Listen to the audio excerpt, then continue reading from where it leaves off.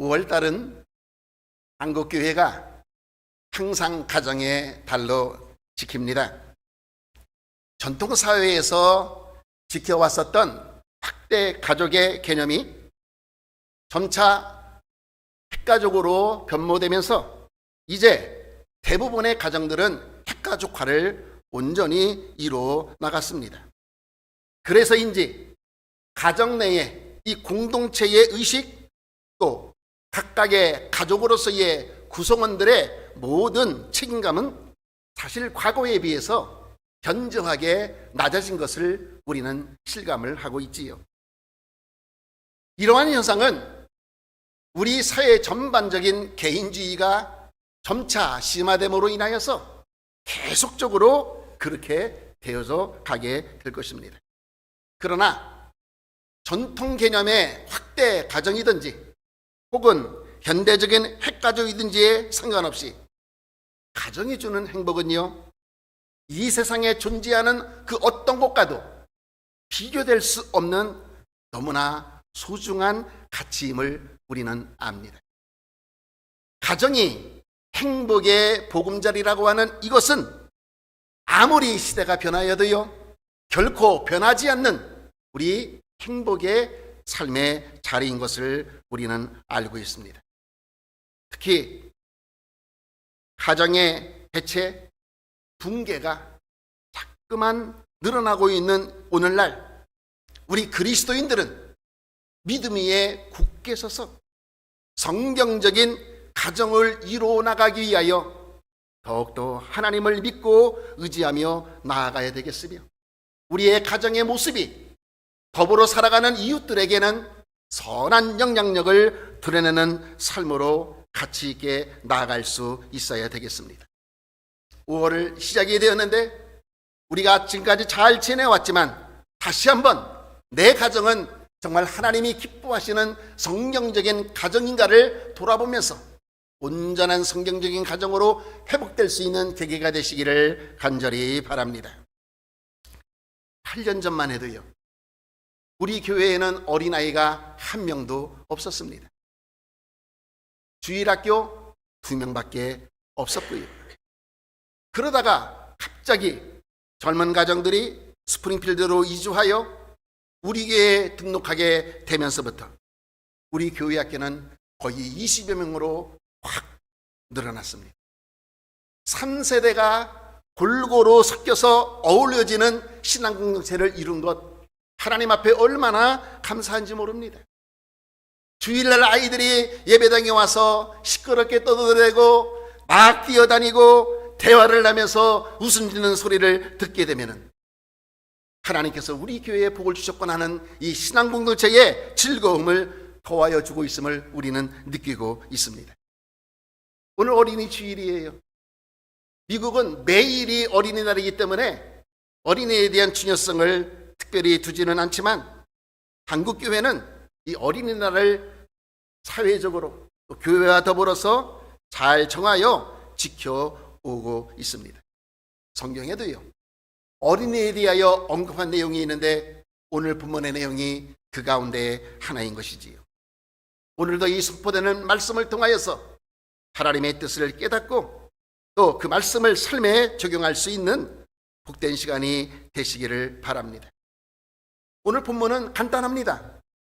제자들 사이에서 천국에서는 누가 큰 자인가에 대하여 서로 얘기를 나눌 때에 제자들의 질문에 대한 예수님의 답변의 말씀이 기록된 것이지요. 1절 보세요. 그때 제자들이 예수께 나와 가로되 천국에서는 누가 크니까?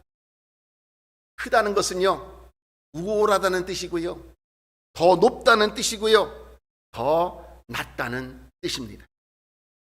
같은 내용을 기록하고 있는 마가복음에는 이 내용이 좀 더 깊숙이 들어가 있어요. 제자들 사이에 논쟁을 하였다 할 정도로 제자들이 이 랭크, 계급과 지위에 대하여 깊은 관심을 가지고 있었다는 것을 짐작할 수 있게 되는 것이지요. 우리 한국 문화, 다른 문화권에 비하여 이 위계 질서 의식이 굉장히 강하잖아요. 사회학자들은 이것을 가부장적인 제도의 역량으로 말미암았다고 해석을 하고 있습니다.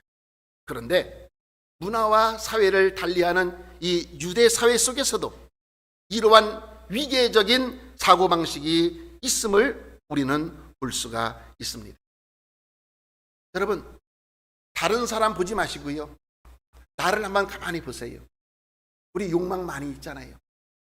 이 욕망이 참 요상한 것이, 채우고 채우면 이제 됐다라고 만족해야 되잖아요.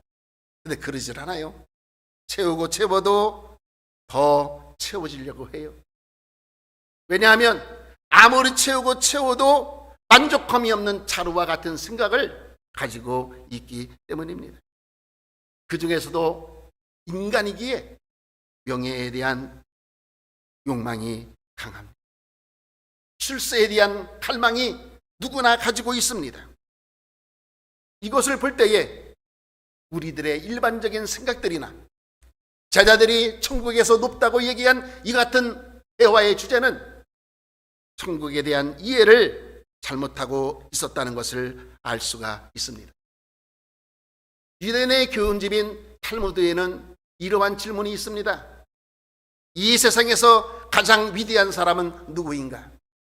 뭐라고 답변한지 아십니까? 아주 의외의 답변이 나와 있습니다. 이 세상에서 가장 위대한 사람은 모든 것에 가르침을 받는 사람이다. 이렇게 답변을 해놓았습니다. 여기에 근거하여 우리가 이 내용을 살펴보면 위대한 사람은 이미 배움과 지식과 모든 삶의 경험들이 다 충만한 것이 아니라 지금도 여전히 자신의 부족함을 깨닫고 부족함을 채우기 위하여 계속하여 배움을 이루고 있는 사람이다.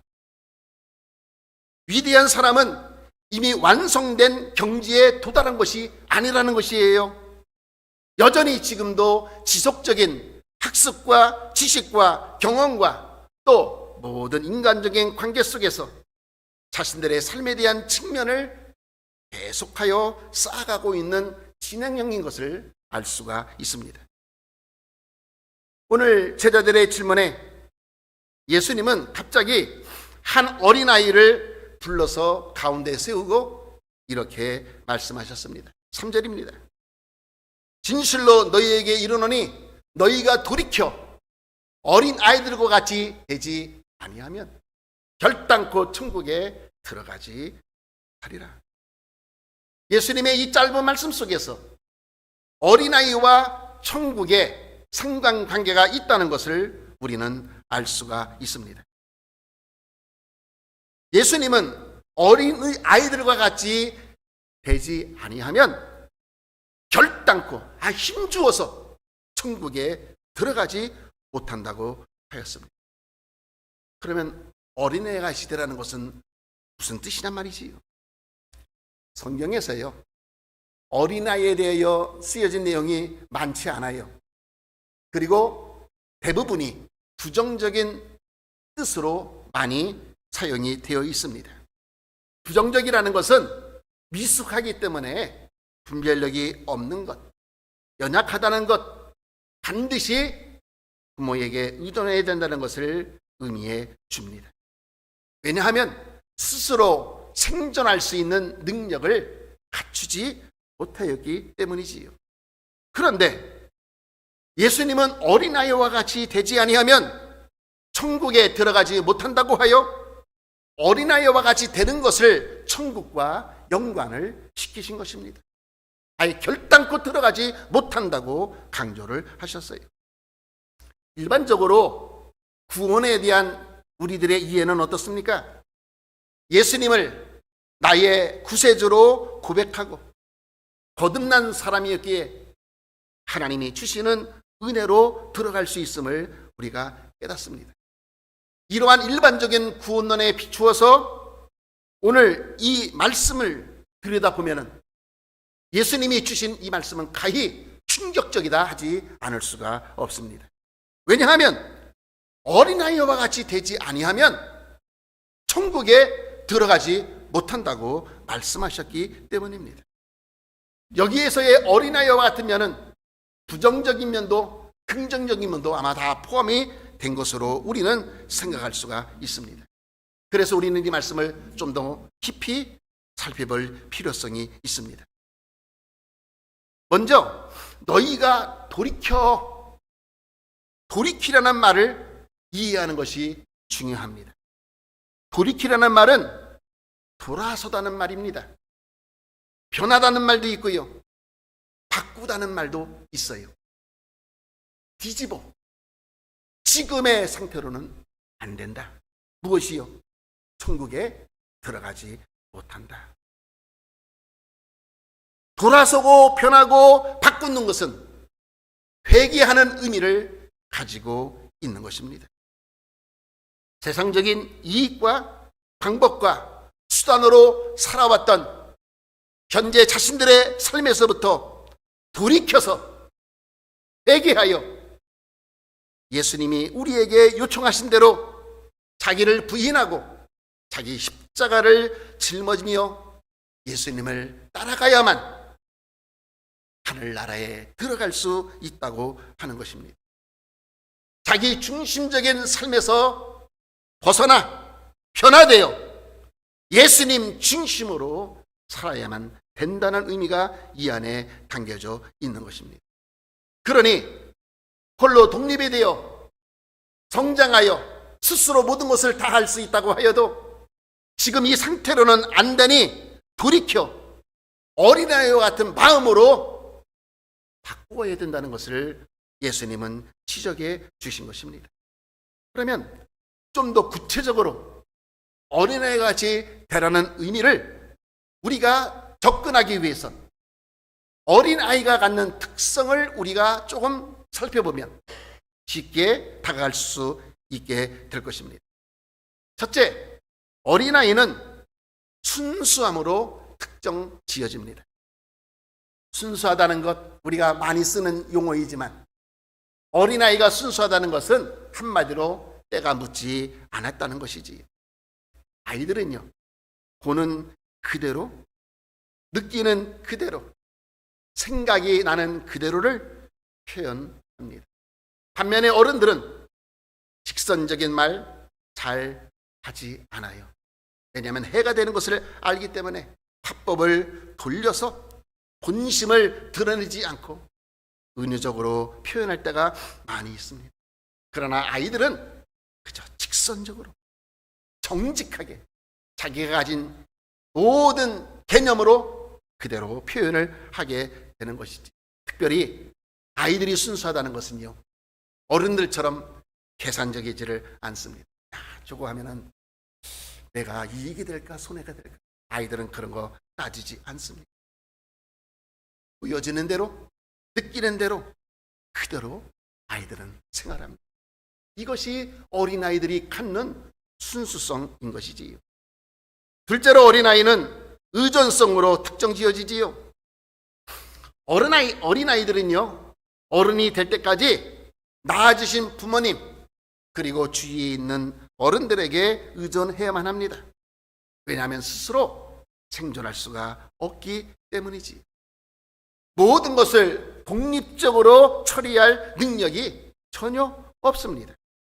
여기에서 그 아이를 낳은 부모의 책임감이 생기게 되는 것입니다.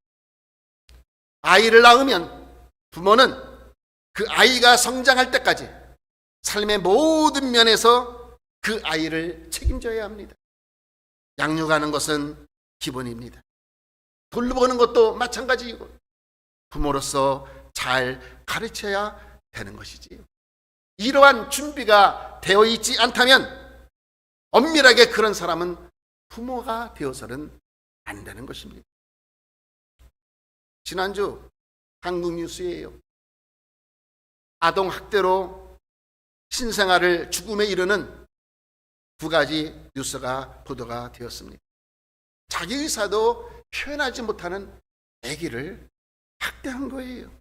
그리고 죽었어요. 참 그 뉴스를 들으면서 마음이 아팠습니다. 그런 사람 부모로서 부족한 뿐만이 아니라 아이를 낳아서는 안 되는 사람들입니다. 아기가 태어나 성장하기 전까지, 언어를 습득하기 전까지 아이의 모든 표현 수단은 울음이잖아요. 배고파도 울고, 기저귀가 불편해도 울고, 뭔가 불안해도 울고, 모든 것을 다 아이가 울음으로 표현하는데, 뉴스 하나에 의하면 너무 울어서 때렸다는 거예요. 때려도 어느 정도 때려야지. 죽었어요. 아기는 자기가 모든 것을 표현할 수 있는 것은 울음밖에 없는 거예요. 그걸 부모님들이 알아야 되는 것이지. 부모가 전적으로 그 연약한 아이를 돌보고 책임져야 되는 것입니다. 우리들이 아이들을 양육하면서 경험을 많이 한 것들이 많습니다. 특히 아이가 조금 성장하여서 재밌게 놀기 위해 특별히 아빠들이 조금 높은 곳에 올려놓고, 자, 아빠 품에 뛰어봐. 아빠가 안아줄게. 아이들이 못 뛰어내립니다. 왜요? 그런 경험이 없기 때문에 망설일 수밖에 없는 거예요. 그만 아빠가 꼬드기고 해갖고 여차고 한번 뛰어내렸는데 아빠가 안전하게 자기를 잘 안아주잖아요. 그다음부터는 자기가 더 높은 곳으로, 아빠, 자, 뛸 테니까 날 받아. 어떻게 이렇게 될 수 있습니까? 망설였던 아이가 망설임이 없이 아빠 품을 향하여 단순히 뛰어내릴 수 있는 것, 아빠에 대한 신뢰, 자신도 할 수 있다는 자신감을 경험하였기 때문입니다. 이처럼 의존되어 있는 상황 속에서 관계 개선이 되어지고 신뢰가 성장되면서 어른으로 나아가게 되는 것입니다. 대체로 어린아이는 정직함으로 특정이 지어지지. 아이들에게는요, 위선이 없어요.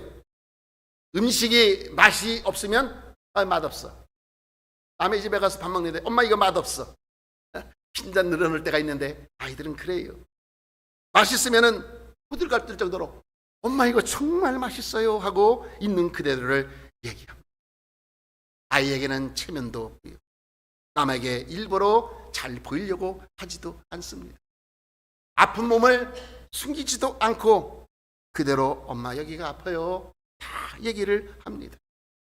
이 어른들하고는 근본적으로 다른 거예요. 그러니까 예수님도 어린아이들처럼 되라고 요청하시는 것이겠지요. 어른들은요, 아파도 공개적으로 자신의 아픈 것을 얘기하지 못할 때가 있어요. 그걸 참아낼 때가 있고요. 하지만 아이들은 다른 건 참을 수 있을지 몰라도 아픈 건 못 참습니다. 그리고 아이들은 말을 돌려하지도 않고 있는 그대로를 솔직하게 표현합니다. 가끔 부모님들이 아이들에게 거짓말 시킬 때가 있어요. 언제요? 입장료 내는 돈 아까울 때요. 한 번씩 경험해 보셨지요? 근데 부모가 아이들에게 거짓말을 일부러 가르치는 것은 아니지만 이러한 거짓말을 가르칠 때에 우리가 그걸 뭐라 그래요? 하얀 거짓말이다. 왜냐하면 악의가 없기 때문입니다. 혹은 선의의 거짓말이라고 얘기하지요. 근데 문제는 아이들은 이걸 잘 몰라요. 부모님이 잘 시켰는데도 거짓말 기억한 것 오래가지 못합니다. 결국 진실은 드러나게 마련인 것입니다. 아이들이 본질적으로 솔직하기 때문에 이러한 실수를 아이에게 돌릴 수도 없는 것입니다. 예수님은 오늘 본문에 너희가 어린아이와 같이 되지 아니하면이라고 이렇게 말씀하신 것, 우리는 아이들의 특성 속에서 이 아이들의 특성과 나를 비교할 때에 내가 많이 세상으로 물들었구나 하는 것을 우리는 느낄 수가 있습니다. 어린아이 같이 되라는 것을 저는 한마디로 요약한다면 인간의 본성을 회복하라, 그렇게 전하고 싶습니다. 죄의 본능에 사로잡히잖아요. 인간에게 있는 것은 욕심과 야망으로 인한 타락한 상태에 놓여져 있는 거예요. 그걸 성경은 죄라고 하나로 표현해 놓은 것이고요. 즉 죄의 본능으로 살아가는 상태에서 돌이켜서 하나님의 형상대로 회복되는 것, 이게 하나님이 인간을 지으신 하나님의 형상으로서의 참된 본성인 줄 분명히 있습니다. 아담의 죄를 우리가 함부로 보면 안 된다 그랬잖아요. 인류의 대표자로서 아담의 원죄는 모든 후손에게 그 죄를 전가시켰고, 무엇보다도 하나님의 형상대로 지음받은 그 본능을 다 잊어버리고 말았습니다.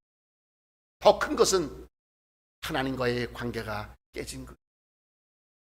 인간의 스스로의 힘으로 하나님께 나아갈 수 있는 길이 단절돼 버린 것입니다.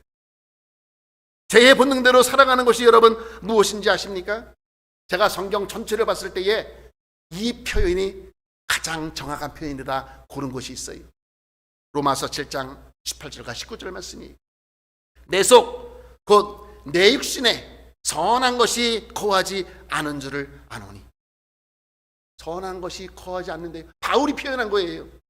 이어지는 말씀은, 원함은 내게 있으나 선을 행하는 것은 없노라. 내가 원하는 바 선은 하지 아니하고 도리어 원치 아니하는 바 악은 행하는 도다. 죄의 본능을 이만큼 잘 설명해주는 구절은 저는 없다고 생각이 됩니다. 죄의 본능대로 살면은 하나님의 심판을 받을 수밖에 없어요. 하나님과 분리되는 영원한 삶은 죽음밖에 없다고 하는 것이지. 여러분, 하나님의 은혜가 얼마나 큰지 아십니까? 예수 그리스도의 구속의 은혜를 우리는 믿음으로 말미암아 잃어버린 하나님의 형상을 은혜로 회복되었습니다. 깨트려진 하나님과의 관계가 본래대로 회복이 되었던 것입니다. 이것을 로마서 5장 1절은 이렇게 말씀합니다. 그러므로 우리가 믿음으로 의롭다 하심을 얻었은즉 우리 주 예수 그리스도로 말미암아 하나님으로 더불어 화평함을 누리자, 이렇게 말씀해 주고 있습니다. 예수님께서 하나님으로서 인간의 몸을 입고 이 세상에 오신 목적 가운데 하나는 죄로 인하여 깨어진 하나님과의 관계를 화목하게 회복시키기 위함인 것입니다. 더 나아가 이웃과의 더불어 살아가는 생활 속에서도 사랑하는 마음으로 살아가라는 사명도 주셨습니다. 그러므로 모든 그리스도인들은 죄의 본능에 의지하여 살았던 생활로부터 돌이켜 예수 그리스도의 마음을 본받아 살아가는 모습으로 변화되어야 할 것입니다.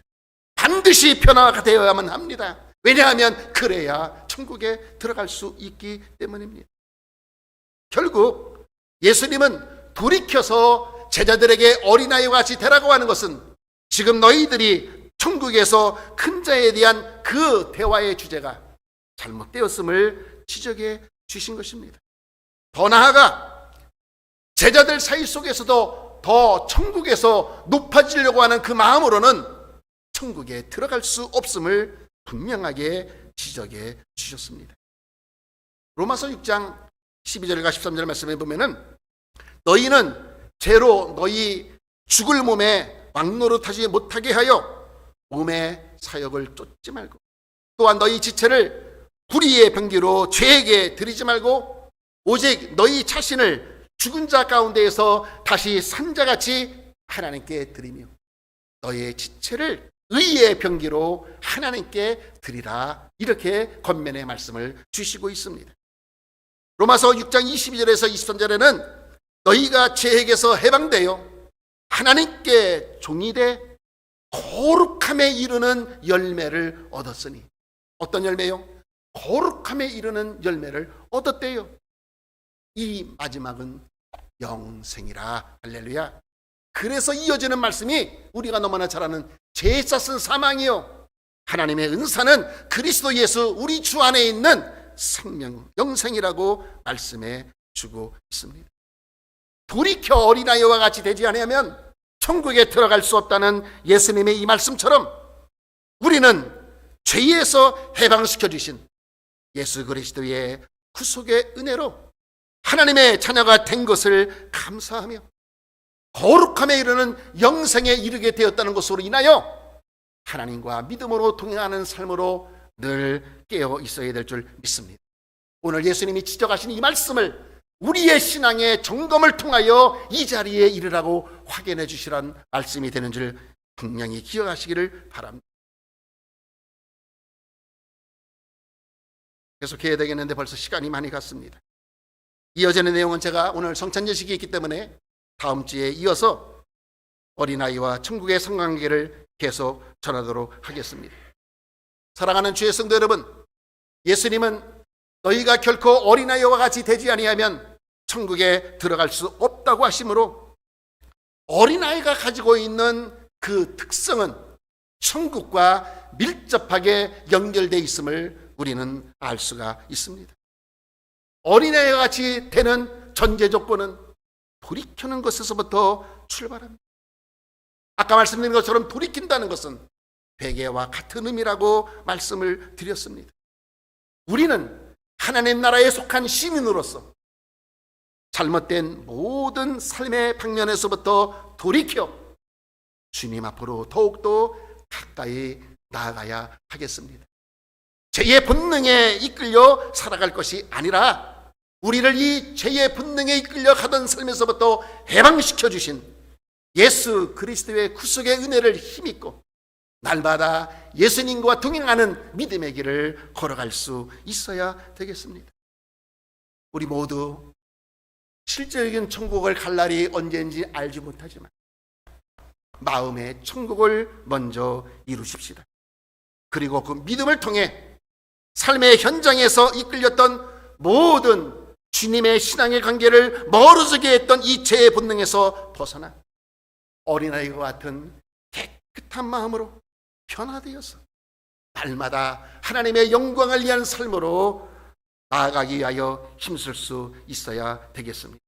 우리 모두 이 믿음에 굳게 서서 하나님의 약속하신 복을 누리며 하나님 나라에 속한 신실한 믿음으로 살아갈 수 있는 복된 성도들이 되시기를 주의 이름으로 축원을 드립니다.